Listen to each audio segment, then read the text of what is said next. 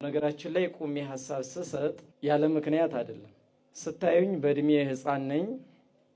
የትኛውም አካል መመስከር የሚችለው ዋጋ የከፈልሁበት ዘመን ስለሆነ መናገር እፈልጋለሁ። ተመካክረን ተነጋግረን ችግሩን ልንፈታ ነው እንጂ የመጣ ነው አንዱ አንዱን እየተቸ አንዱ አንዱን የደም ካባ እያለበሰ መሄድ ይሄማ ቆየንበት እኮ።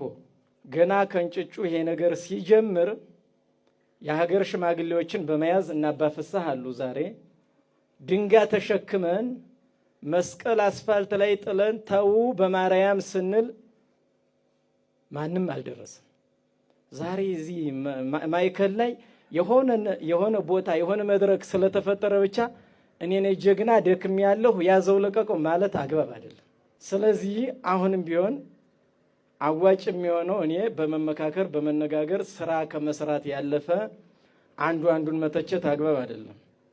ለምሳሌ ይሄ ክፉ ነገር ገጥሞናል በአንድም በሌላም ወንዘ ይነውሙ ሰው መጻጸላይሁ ወዘራ ክርዳደ ይላል ባስተምሯችን።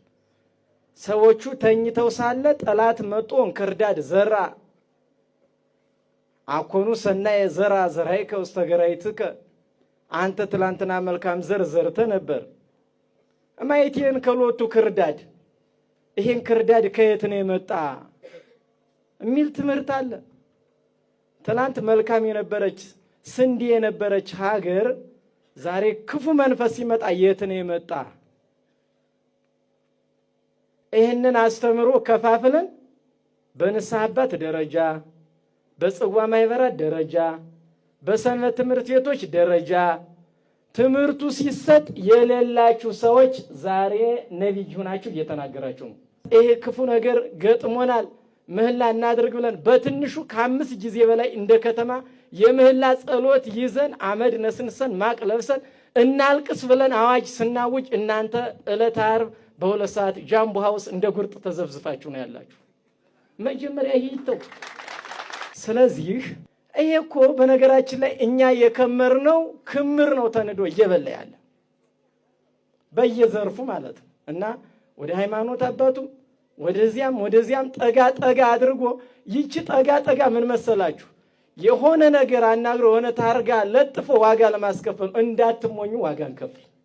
መያዝ ያለበት በእኛ በኩል ቀደም ሲል አንዳንድ ስህተቶች ታይተው ከነ አቶ ማንችሎት ጋር በመነጋገር ከሌሎችም ወንድሞቻችን ጋር በመነጋገር አርመናል ይመስለኛል። በተለይ ካስተምሮ አንጻር ይሄ መጣልህ እንዲህ በለው የሚል እሱ አይደለም። በቤተ ክርስቲያናችን አስተምሮ ለዚያም ሳይባል በደንብ ማዕከል የሆነ ስለ ሰላም ብቻ እሱ ሰላማ ለብሔር እስመ በሰላም እግዚአብሔር ይከውን ንብረትክሙ እጃችን ላይ ነው ያለው። እውነት ነው። ሰሚ ያለ ወይ ነው አሁን ትልቁ ነገር። እኛ እየተመካከርን ነው እንድታውቁልን። በተለይ በሃይማኖት አባቶች ጉዳይ ኤዋሉ አባቶች ሙሉ የሆነ ውይይት እያደረግን ነው። ይበቃል። ትውልዱን ለንስሐ ማብቃት አለብን። ማስተማር አለብን። ከሚመለከተው አካል ጋር መነጋገር አለብን።